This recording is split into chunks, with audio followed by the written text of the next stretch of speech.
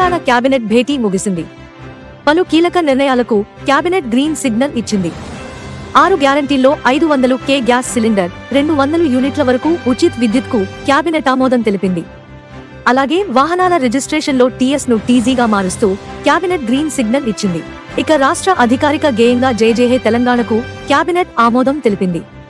తెలంగాణ తల్లి విగ్రహ రూపం, తెలంగాణ రాష్ట్ర చిహ్నంలో మార్పులకు క్యాబినెట్ ఆమోదం తెలిపింది.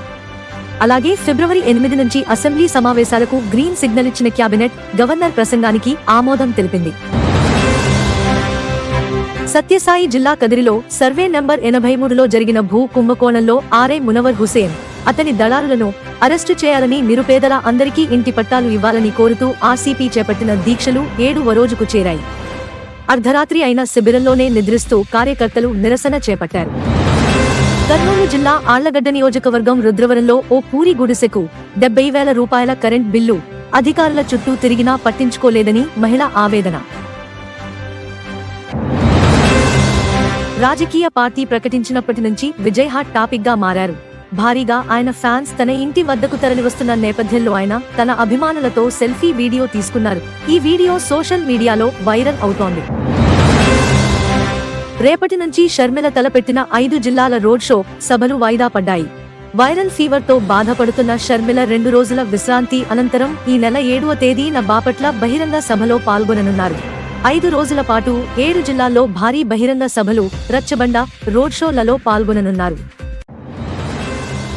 జగిత్యాల మున్సిపాలిటీ పరిధిలో గల హోటల్ ఆనంద్ భవన్ ను సీజ్, ఒప్పందంకు విరుద్ధంగా నడుపుతున్నారనే కారణంతో సీజ్ చేసిన మున్సిపల్ అధికారులు. ఫంక్షన్ హాల్ కు అగ్రిమెంట్ ఇస్తే ఇతర వ్యాపారాలు నిర్వహిస్తున్నారని, నిబంధనలకు విరుద్ధంగా వ్యవహరించడంతోనే హోటల్ ని సీజ్ చేశామని వివరణ ఇచ్చిన మున్సిపల్ కమిషనర్.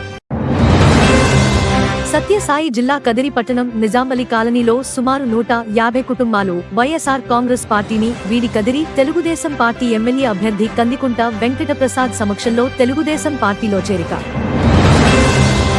ఏపీ అసెంబ్లీ ఎదుట టీడీపీ ఎమ్మెల్యేలు, ఎమ్మెల్సీల నిరసన.